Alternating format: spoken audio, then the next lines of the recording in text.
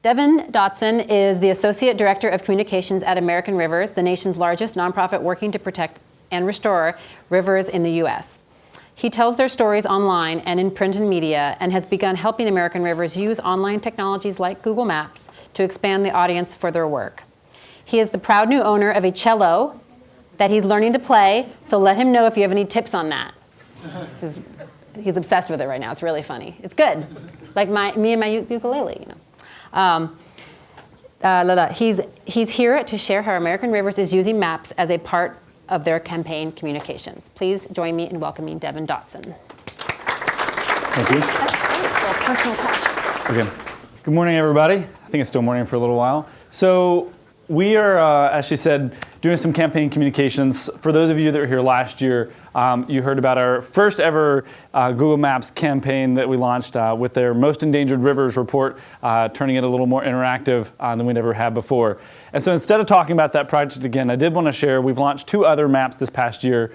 And really, I wanted to share from our perspective why we did it and what we're hoping to get out of it. So maybe you might be able to apply something to your own organizations. Today is about visualization and mapping, and so I'm not really going to go into this because you're going to hear a little bit more about it on another day, but I do want to share that our first project time-wise this year that we launched was a partnership with Street View to go down the Colorado River through the entire Grand Canyon. And so if you want to go play on a river and go check out any of the rapids or the side hikes and stuff, there's several in there. The Colorado River we launched back in March because our Most Endangered Rivers campaign that we launched as an interactive map, the number 1 was the Colorado River. We're doing a lot of work there. Obviously, a lot of people can't go there in person. We wanted to share some of the imagery to help people understand this place a little bit better. So that's something that's coming further down the line that you can learn a little bit more about. There's a screenshot from inside of the piece. So moving into a little bit more about today's visualization and storytelling through maps, we work on 2 different sides of river work, one being the protection, one being the restoration. The protection side, there is a protection for rivers called Wild and Scenic Rivers. It's a lot like national parks protection, but for rivers. So if it's still in a wild state, not really with having a lot of dams and industrialized problems added to it, if it's still in really good shape, it can be nominated for this protection. It's designated by an act of Congress. You might imagine that these protections are not given frequently, especially in the last few years. So there's a lot of work happening because we're coming up on a very big anniversary of this project just in the next few years. And one of our projects that we wanted to do was really help people understand, well, what rivers are currently protected. Because once you kind of see this on the map, you'll also start seeing where there are not protected rivers. And that was really our point. So if you really start looking, obviously there's a lot in the Pacific Northwest and on both of the coasts, not a lot happening on the center part of the country. That doesn't mean that there's not wild rivers. In fact, there's some really good ones there. But this, as a campaign communication tool, really allows people to kind of start playing and understanding the system from the protection side of what's going on. And if you see, our pop-ups are very basic. To be honest, we just wanted people to get a really basic understanding of the name of the river, who's the management agency, the state, in case it was really on the state line. Sometimes they stop at a state line or stuff like that. So we've got that. And then the year designated and a photo. Almost all of them we've put photos in. Again, this was kind of a simplistic version. I'm actually really excited to see some pop-ups having video and stuff embedded. I was just talking a bit to him about that between presentations. We do have some videos that we would like to put into our information pop-ups as well. So I think that's something that can definitely be an upgrade to this map. It's simple. I'm not in any way trying to say that we're being extremely, technologically advanced, but for us it's a story to tell, and it's a way to get people to start thinking about this protection tool and where it currently exists. On the opposite side of the map, we do restoration work, and one of the tools that we do that we're most known for is removing dams that are outdated. They might not make sense anymore, they might not really be might be unsafe, and so if it makes sense, we'll go in and we'll remove the dam and restore the river back to a more natural state.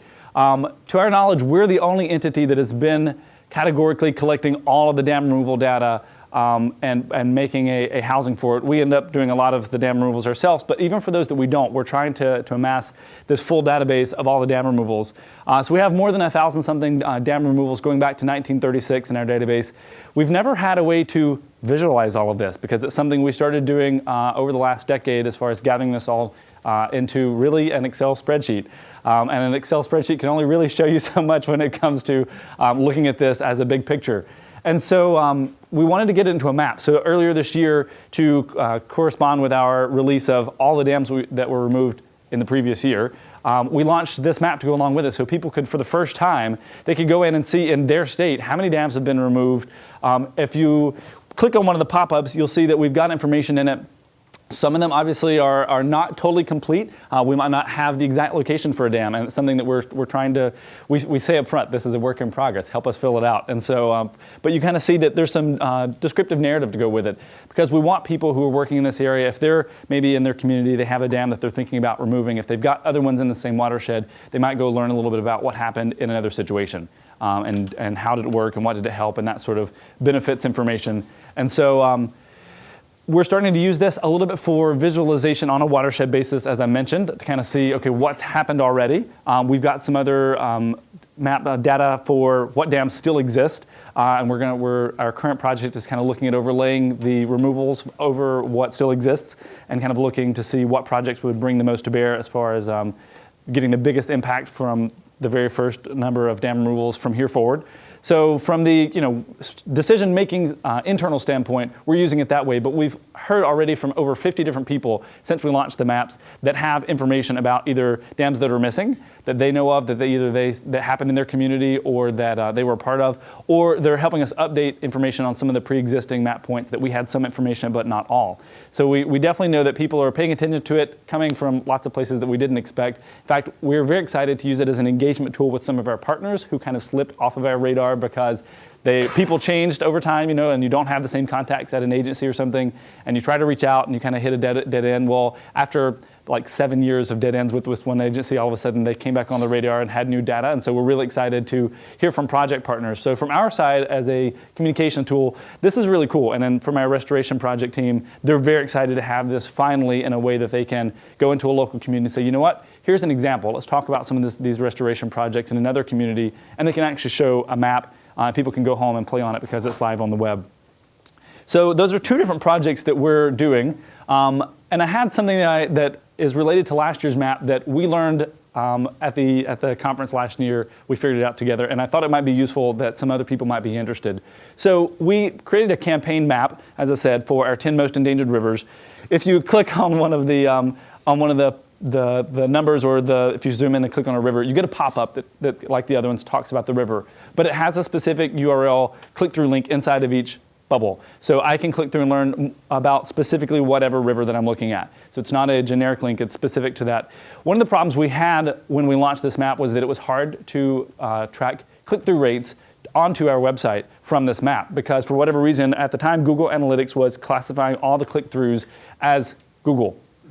Obviously, Google has a lot of ways that you can get to a map. Most obviously, by just searching for the name of the map and clicking through to it. So we really were trying to differentiate, and had a problem in doing so. And so one of the things that I was able to do, Karen helped us sit down with someone from Analytics, and we were able to set up some pass-through information for Google Analytics. I'm going to break this down to kind of, that's what it looks like when you click one of these actual links and passes it on through. But if you've not worked in this at all before, I would be happy to talk to you, or definitely there's much smarter people here that can talk to you. But the end point is, you can get very vague in the sense that I can see all click-throughs in my analytics coming from all Maps Engine maps, period. So that's the #1 campaign. But I can also look at things like our medium, the third one down, this specific map. I've titled this specific map as a medium, so I can tell just in this one maps inside of the Maps Engine where the click-through is coming from, how many. And then I can look at my specific, the term is the specific pop-up that they click through itself, specifically on the Niobrara. So I can go from the very high level all the way down through the others. So it was very useful for us to kind of figure this out, because otherwise there was no way to differentiate. I haven't seen that change. So if you are interested in trying to really quantify the number of click-throughs from your maps, right now this seems to be the way that you have to do it. So I did want to share that just as some background information, and say that that's it. we're going to continue working. We got a lot of map ideas, and if anybody else is working in maps or data visualization around watersheds and maps, we would love to talk to you. We've got some really cool ideas, and sometimes you guys have data that we don't even know exists, and we have information and data. Maybe we could collaborate on some maps projects and stuff. So I definitely hope that I'll talk to some of you throughout the week. So I know there's some other people who work on water issues in the U.S. So thank you.